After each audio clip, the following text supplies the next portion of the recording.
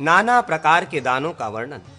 अग्निदेव कहते हैं, वशिष्ठ, जिसके पास 10 गौवें हों वो 1 गौ, जिसके पास 100 गौवें हों वो 10 गौवें, जिसके पास 1000 गौवें हों वो 100 गौओं का दान करे तो उन सबको समान फल प्राप्त होता है। कुबेर की राजधानी अलकापुरी, जहाँ स्वर्ण निर्मित भवन है एवं जहाँ गंधर्व एवं अप्सराएं विहार करती हैं, सहस्त्र गौओं का दान करने वाले वहीं जाते हैं। मनुष्य 100 गौओं का दान करके नरक समुद्र से मुक्त हो जाता है और बछिया का दान करके स्वर्गलोक में पूजित होता है। गोदान से दीर्घायु, आरोग्य, सौभाग्य एवं स्वर्ग की प्राप्ति होती है। जो इंद्र आदि लोकपालों की मंगलमयी राजमहिषी है, वे देवी इस महिषी दान के महात्म्य से मुझे संपूर्ण अभिष्ट वस्तुएं प्रदान करें। जिनका पुत्र धर्मराज की सहायता में नियुक्त है एवं जो महिषासुर की जननी है, वे देवी मुझे वर प्रदान करें। उपर्युक्त मंत्र पढ़कर महिषी दान करने से सौभाग्य की प्राप्ति होती है। वृषदान से मनुष्य स्वर्गलोक में जाता है। संयुक्त हलपंक्ति नामक दान समस्त फलों को प्रदान करता है। काठ के बने हुए 10 हलों की पंक्ति जो सुवर्णमय पट्ट से परस्पर जुड़ी हो और प्रत्येक हल के साथ आवश्यक संख्या में बैल भी हो, तो उसका दान संयुक्त हल पंक्ति नामक दान कहा जाता है। वो दान करके मनुष्य स्वर्गलोक में पूजित होता है। ज्येष्ठ पुष्कर तीर्थ में 10 कपिला गवों का दान किया जाए तो उसका फल अक्षय बतलाया गया है। वृषोत्सर्ग करने से भी अक्षय फल की प्राप्ति होती है। सांड को चक्र और त्रिशूल से अंकित करके यह मंत्र पढ़कर छोड़े, देवेश्वर, तुम 4 चरणों से युक्त साक्षात धर्म हो। ये तुम्हारी 4 प्रियतमाएं हैं।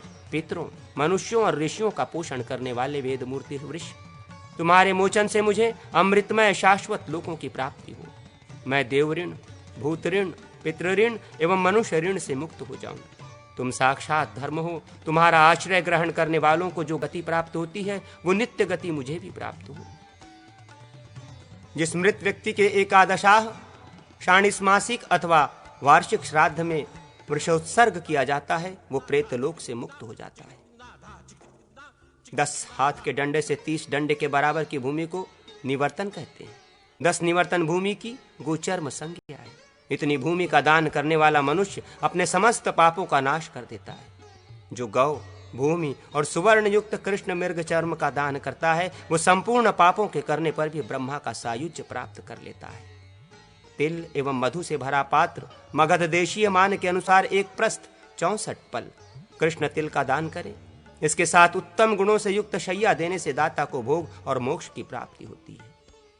अपनी स्वर्णमयी प्रतिमा बनवा कर दान करने वाला स्वर्ग में जाता है। विशाल ग्रह का निर्माण करा के उसका दान देने वाला भोग एवं मोक्ष दोनों को प्राप्त करता है। ग्रह, मठ, सभा भवन, धर्मशाला एवं आवास स्थान का दान करके मनुष्य स्वर्गलोक में जाकर सुख भोगता है। गौशाला बनवा कर दान करने वाला पाप रहित होकर स्वर्ग को प्राप्त होता है। यम देवता संबंधी महिष दान करने से मनुष्य निष्पाप होकर स्वर्गलोक को जाता है। देवताओं सहित ब्रह्मा, शिव और विष्णु के बीच में पाशधारी यमदूत की स्वर्णादिमयी मूर्तियां स्थापित करके यमदूत के सिर का छेदन करें, फिर उस मूर्ति मंडल का ब्राह्मण को दान कर दें। ऐसा करने से दाता तो स्वर्गलोक का भागी होता है, किंतु इस त्रिमुख नामक दान को ग्रहण करके द्विज पाप का भागी होता है। चांदी का चक्र बनवाकर उसे जल में रखकर उसके निमित्त से होम करें, पश्चात वो चक्र ब्राह्मण को दान कर दें। ये महान काल चक्र दान माना गया है। जो अपने वजन के बराबर लोहे का दान करता है वो नरक में नहीं गिरता। जो 50 पल का लोहदंड वस्त्र से ढककर ब्राह्मण को दान करता है उसे यमदंड से भय नहीं होता।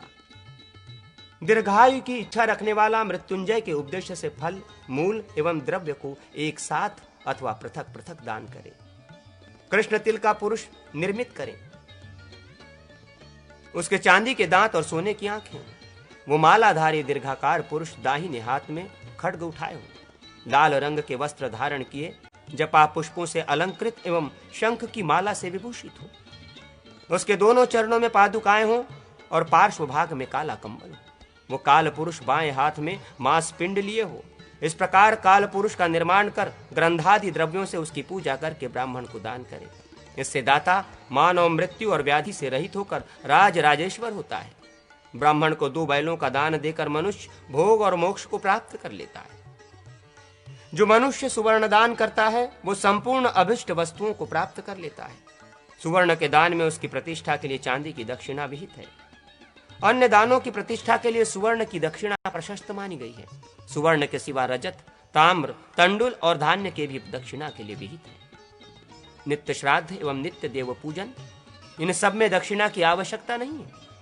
पितृ कार्य में रजत की दक्षिणा धर्म, काम और अर्थ को सिद्ध करने वाली है। भूमि का दान देने वाला महाबुद्धिमान मनुष्य सुवर्ण, रजत, ताम्र, मणि और मुक्ता इन सब का दान कर लेता है, अर्थात इन सभी दानों का पुण्य फल पा लेता है। जो पृथ्वी दान करता है वो शांत अंतःकरण वाला पुरुष पितृलोक में स्थित पितरों को और देवलोक में निवास करने वाले देवताओं को पूर्ण रूप से तृप्त कर देता है। शस्यशाली खरवट, ग्राम और खेटक छोटा गांव, 100 निवर्तन से अधिक या उसके आधे विस्तार में बने हुए ग्रह आदि अथवा गोचर्म 10 निवर्तन के माप की भूमि का दान करके मनुष्य सब कुछ पा लेता है। जिस प्रकार तैल बिंदु जल या भूमि पर गिरकर फैल जाता है, उसी प्रकार सभी दानों का फल एक जन्म तक रहता है। स्वर्ण, भूमि और गौरी कन्या के दान का फल 7 जन्मों तक स्थिर रहता है। कन्यादान करने वाला अपनी 21 पीढ़ियों का नरक से उद्धार करके ब्रह्मलोक को प्राप्त होता है। दक्षिणा सहित हाथी का दान करने वाला निष्पाप होकर स्वर्गलोक में जाता है। अश्व का दान देकर मनुष्य दीर्घायु, आरोग्य, सौभाग्य और स्वर्ग को प्राप्त कर लेता है। श्रेष्ठ ब्राह्मण को दासी दान करने वाला अप्सराओं के लोक में जाकर सुखोपभोग करता है। जो 500 पल तांबे की थाली या 250 पल, 125 पल अथवा उससे भी आधे 62/8 पलों की बनी थाली देता है, वो भोग तथा मोक्ष का भागी होता है। बैलों से युक्त शकट दान करने से मनुष्य विमान द्वारा स्वर्गलोक को जाता है। वस्त्रदान से आयु, आरोग्य और अक्षय स्वर्ग की प्राप्ति होती है। धान, गेहूं, अगहनी का चावल और जौ आदि का दान करने वाला स्वर्गलोक को प्राप्त होता है। आसन, धातु निर्मित पात्र, लवण, सुगंधि युक्त चंदन, धूप दीप, तांबुल, लोहा, चांदी, रत्न और विविध दिव्य पदार्थों का दान देकर मनुष्य भोग और मोक्ष भी प्राप्त करता है। तिल और तिलपात्र का दान देकर मनुष्य स्वर्ग सुख का भागी होता है। अन्नदान से बढ़कर कोई दान न तो है, न था और न होगा ही। हाथी, अश्व, रथ, दास दासी और ग्रहादि के दान, ये सब अन्नदान की 16वीं कला के समान भी नहीं है। जो पहले बड़ा से बड़ा पाप करके फिर अन्नदान कर देता है, वो संपूर्ण पापों से छुटकार अक्षय लोकों को पा लेता है। जल और प्याऊ का दान देकर मनुष्य भोग और मोक्ष दोनों को सिद्ध कर लेता है। शीतकाल में मार्ग आदि में अग्नि और काष्ठ का दान करने से मनुष्य तेजो युक्त होता है और स्वर्गलोक में देवताओं, गंधर्वों तथा अप्सराओं द्वारा विमान में सेवित होता है। धृत, तैल और लवण का दान देने से सब कुछ मिल जाता है। छत्र, पादुका और काष्ठ आदि का दान करके मनुष्य स्वर्ग में सुख पूर्वक निवास करता है। प्रतिपदा आदि पुष्प पुण्यमयी तिथियों में, विष्कुंभ आदि योगों में, चैत्र आदि मासों में, संवत्सरांभ में और अश्विनी आदि नक्षत्रों में विष्णु, शिव, ब्रह्मा तथा लोकपाल आदि की अर्चना करके दिया गया दान महान फलप्रद है। उद्यान, भोजन, वाहन आदि तथा पैरों में मालिश के लिए तेल आदि देकर मनुष्य भोग और मोक्ष को प्राप्त कर लेता है। इस लोक में गौ, पृथ्वी और विद्या का दान, ये तीनों समान फल देने वाले हैं। वेद विद्या का दान देकर मनुष्य पाप रहित हो ब्रह्मलोक में प्रवेश करता है।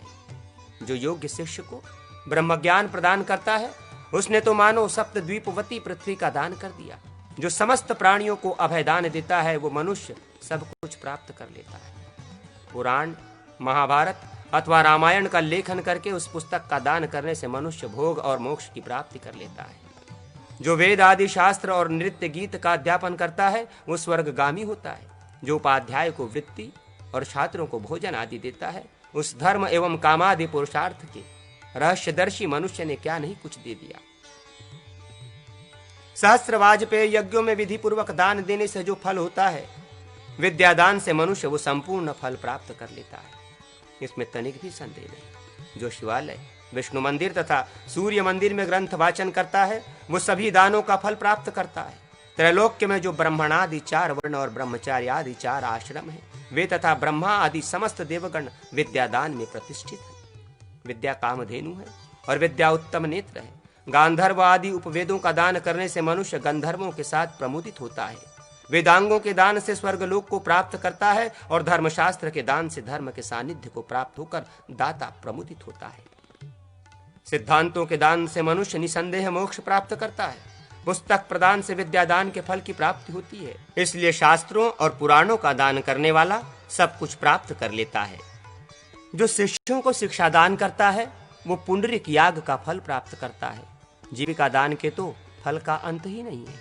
जो अपने पितरों को अक्षय लोकों की प्राप्ति कराना चाहे उन्हें इस लोक के सर्वश्रेष्ठ एवं अपने को प्रिय लगने वाले समस्त पदार्थों का पितरों के उद्देश्य से दान करना चाहिए। जो विष्णु, शिव, ब्रह्मा, देवी और गणेश आदि देवताओं की पूजा करके पूजा द्रव्य का ब्राह्मण को दान करता है वो सब कुछ प्राप्त करता है। देव मंदिर एवं देव प्रतिमा का निर्माण करने वाला समस्त अभिलषित वस्तुओं को प्राप्त करता है।